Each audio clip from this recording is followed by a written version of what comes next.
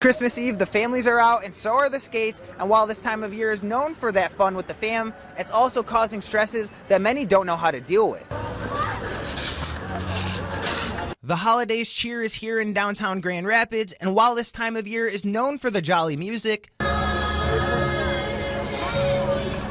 there's also a hidden problem. Oftentimes, people that already struggle with a mental health disorder, specifically depression, those signs, those symptoms can resurface.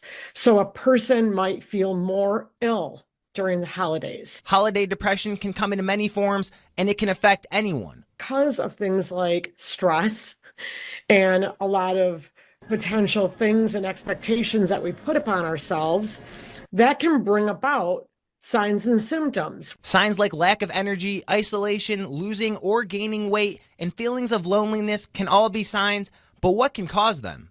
I think that probably the hardest part is not having kids around, For some, it's missing what we once had.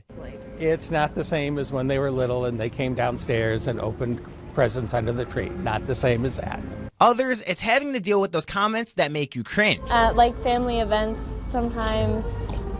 Inappropriate jokes. Or getting into those conversations that make you feel inadequate. Focused on your profession, what you're doing for a living, the fact that you're married, you're not married, you have kids, you don't have kids. So what can you do in these scenarios? Set your boundaries of where I should be and where I shouldn't be.